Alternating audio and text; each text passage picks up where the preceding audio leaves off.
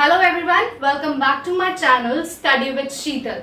सो आज से हम स्टार्ट करेंगे क्लास 12th की अकाउंट्स के फर्स्ट चैप्टर से। तो आज जो हमारा टॉपिक है वो है अकाउंटिंग फॉर पार्टनरशिप फर्म्स। तो इस चैप्टर को स्टार्ट करने से पहले हमें सबसे पहले जानना जरूरी है कि पार्टनरशिप क्या होता है। हमें क्या सीखना है कि पार्टनरशिप का मतलब क्या है। अब पार्टनरशिप क्या है? पार्टनरशिप एक रिलेशन है दो बंदों के बीच में, दो आदमियों के, दो लोगों के बीच में। सपोज मैं और मेरा भाई है यहाँ पे एक्स एंड शीतल। अब हम दोनों ने डिसाइड किया कि आज से हम एक नया बिजनेस स्टार्ट कर रहे हैं। उस बिजनेस में जो भी प्रॉफिट होंगे, जो भी नेगेटिव प्रॉफिट होंगे, नेगेटिव प्रॉफिट मतलब लॉसेस, हमारे बीच जो भी बिजनेस स्टार्ट हुआ है उसमें जो भी प्रॉफिट या जो भी लॉसेस होंगे वो हम आज से बांटेंगे एक दूसरे के बीच में। अब वो प्रॉफिट्स कैसे भी बट सकते हैं, इक्वली, या फिर हमने डिसाइड किया होगा कि इस रेशो में बांटेंगे। तो यहाँ जो हमारा रिलेशन बना है, रिश्ता बना है, जो हमने बिजनेस स्टार्ट किया, हमारे बीच एक रिश्ता बना, उस रिश्ते को नाम दिया जाता है पार्टनरशिप। पार्टनरशिप की डेफिनेशन जो आपकी है वो भी यही कहती है कि partnership is the relationship between two or more persons who has decided to start a business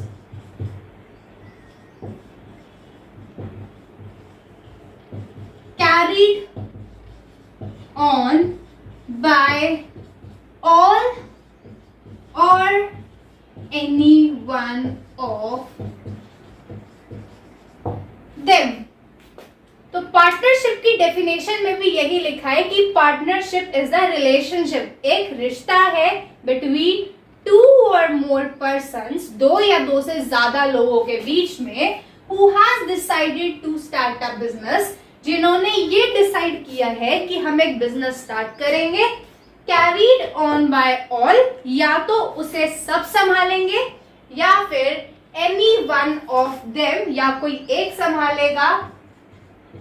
acting for all, जो हम सब के लिए काम करेगा। तो यही आपकी पार्टनरशिप की डेफिनेशन है। इसके बाद हमें जानना है कि पार्टनरशिप हमने स्टार्ट तो कर ली। पार्टनरशिप स्टार्ट करने के लिए हमें एक एग्रीमेंट बनाना पड़ता है कि आज से हमने पार्टनरशिप स्टार्ट करी। हम एक एग्रीमेंट में लिखेंगे क्या डेट है, किस दिन स्टार्ट कर रहे हैं, कौन कौन पार्टनर्स होंगे, पार्टनर्स के एड्रेस क्या होंगे, टर्म्स क्या होंगी, किस में हम प्रॉफिट बांटेंगे, ये सब। तो उस एग्रीमेंट, जो हम एग्रीमेंट बना रहे हैं, उस एग्रीमेंट को नाम दिया जाता है पार्टनरशिप डीड। क्या नाम दिया जाता है उस एग्रीमेंट को? Partnership deed. अब ये पार्टनरशिप डीड बनानी कंपल्सरी नहीं होती, मतलब आप उसे 3 तरीकों से बना सकते हैं। या तो रिटन एग्रीमेंट बना लो जिससे आने वाले टाइम में कोई दिक्कत ना हो, या फिर ओरली डिसाइड कर लो, मुंह जबानी बोल के डिसाइड कर लिया कि आज से हमने बिजनेस स्टार्ट किया है, ये प्रॉफिट शेयरिंग रेशो होगी, ये पार्टनर होगा। या फिर इम्प्लिसिटेड बना, मतलब हमने एक दूसरे को इशारा कर दिया, या फिर हमने बोल के नहीं, लिखा भी नहीं, लेकिन हमने इशारे में बोल दिया कि हाँ आज से हम स्टार्ट करेंगे, तू मेरा पार्टनर है। तो 3 तरह की पार्टनरशिप डीड हो सकती है। रिटर्न में हो सकती है, ओरली हो सकती है और इम्प्लिसिटेड हो सकती है। अब पार्टनरशिप डीड भी बना ली, तो अब हमें ये जानना है कि ये जो पार्टनरशिप आपने तैयार करी है आज से, क्या उसको रजिस्टर कराना जरूरी है? तो रजिस्ट्रेशन कराना पार्टनरशिप का क्या जरूरी है? तो रजिस्ट्रेशन जो होता है हमारी पार्टनरशिप का, वो बिल्कुल भी कंपल्सरी नहीं है, कंपल्सरी नहीं है। लेकिन अगर पार्टनरशिप में आपको किसी पार्टनर के खिलाफ, किसी भी थर्ड पार्टी के खिलाफ कोई केस फाइल करना है, या फिर कोई आपके खिलाफ केस फाइल कर देता है, आपको उसके अगेंस्ट केस फाइल करना है, लड़ना है, तो रजिस्ट्रेशन इज कंपल्सरी। तो वैसे रजिस्ट्रेशन जरूरी नहीं है, लेकिन आपको अगर किसी को स्यू करना है, उसके लिए केस फाइल करना है, तो यस कंपल्सरी है, यस कंपल्सरी है। अब हमने ये देख लिया, अब हमें क्या जानना है कि हमने पार्टनरशिप डीड जब बनाई है तब हमें पता है किसको कितना इंटरेस्ट ऑन कैपिटल देना है, कितनी सैलरी देनी है, कितनी कमीशन देनी है, प्रॉफिट कैसे बटेंगे, नया पार्टनर कैसे आएगा। लेकिन अगर हमारे पास पार्टनरशिप डीड नहीं है, पार्टनरशिप डीड हमने एग्रीमेंट नहीं बनाया, तो क्या होगा? इसीलिए हमें पढ़ना पड़ेगा rules applicable in absence of partnership deed. जब एब्सेंस है, पार्टनरशिप डीड नहीं है, तो क्या रूल्स एप्लीकेबल होंगे? तो आइए देखते हैं। पहला है सबसे मेन, प्रॉफिट शेयरिंग रेशो। सबसे पहले आप यही सोचोगे ना कि बिजनेस तो स्टार्ट कर लिया, प्रॉफिट कैसे बांटेंगे, क्या रेशो होगी? तो profit sharing ratio will be equal. जब हमारा एग्रीमेंट नहीं है तो प्रॉफिट्स कैसे बटेंगे? इक्वली बटेंगे। दूसरा, interest on capital.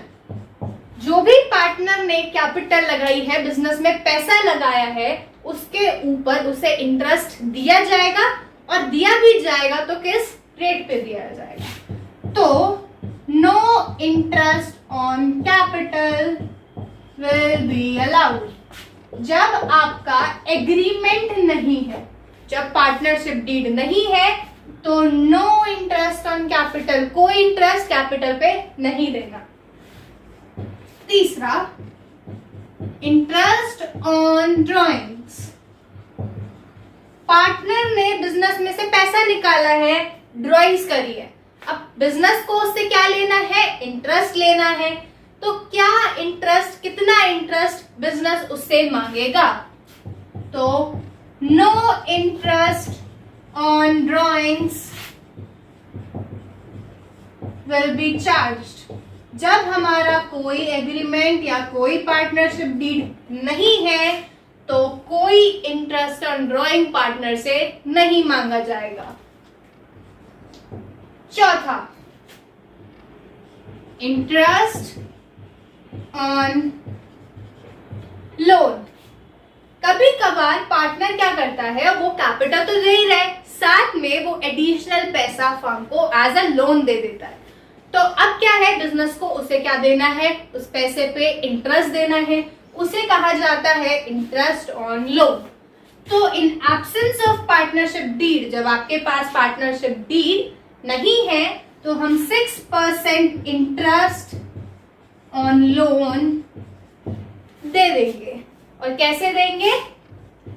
Per annum. मतलब सपोज उसने हमें दिए 1 लाख रुपए एट द रेट, नहीं पता हमें, तो हम क्या करेंगे? In the absence of partnership deed 1 lakh पे 6% इंटरेस्ट देंगे। अब उसने हमें जो लोन दिया था, वो दिया था 1 नवंबर को। हमारा फाइनेंशियल ईयर कब खत्म होता है? 31 मार्च। वहां से हम 31 मार्च तक मंथ्स काउंट करेंगे। 6 महीने का इंटरेस्ट बनता है, 6% पे 6 महीने का इंटरेस्ट दे देंगे, इसीलिए per annum interest. Next, admission of new partner. मैं और मेरा भाई पहले से ही पार्टनर है, 2 पार्टनर्स हैं। नया पार्टनर आना चाहता है बिजनेस में, तो वो कैसे आएगा? हम दोनों एग्री करने चाहिए। ये नहीं कि मैं चाहती और मेरा भाई नहीं चाहता तो हम नए पार्टनर को ले आएंगे। तो नया पार्टनर आएगा with the consent of all partners. किससे आएगा? कंसेंट ऑफ ऑल पार्टनर्स, मतलब सारे के सारे पार्टनर्स की मंजूरी होनी चाहिए, तभी नया पार्टनर आ सकता है। नेक्स्ट एंड सबसे इंपॉर्टेंट पॉइंट जो है वो है सैलरी या फिर कमीशन। अब हम पार्टनर्स को सैलरी भी देते हैं, कोई कमीशन भी देते हैं, तो जब पार्टनरशिप डीड नहीं है तो उन्हें सैलरी और कमीशन दी जाएगी, और दी जाएगी तो कितनी दी जाएगी? तो जब हमारे पास कोई एग्रीमेंट नहीं है तो no salary no commission will be allowed. ना तो हम कोई सैलरी देंगे, ना ही हम कोई कमीशन देंगे। तो ये हमारे रूल्स हैं जो एप्लीकेबल है in absence of partnership deed. अब ये हमें क्यों जरूरी है जानने? कई बार हमारे पास 1 मार्क क्वेश्चन आ जाता है कि बताओ 3 पार्टनर हैं, एग्रीमेंट है नहीं, सैलरी मांग रहा है ए, तो बताओ क्या ए जो है वो सही है अपना क्लेम? तो आप क्या लिखोगे? In absence of partnership deed ए जो क्लेम कर रहा है सैलरी वो गलत है। ऐसे ही बहुत सारे क्वेश्चंस बन सकते हैं, तो आप एक बार इन्हें जरूर पढ़ के जाए। अब इसके बाद हमें पढ़ना है P&L एप्रोप्रिएशन अकाउंट, जो मेन अकाउंट फर्स्ट अकाउंट होता है इस चैप्टर में। उसे पढ़ने के लिए मेरी नेक्स्ट वीडियो देखिए। अगर आपको मेरी ये वीडियो हेल्पफुल लगी हो, पसंद आई हो, तो प्लीज मेरे चैनल को सब्सक्राइब करें, मेरी वीडियो को लाइक करें। Thank you so much.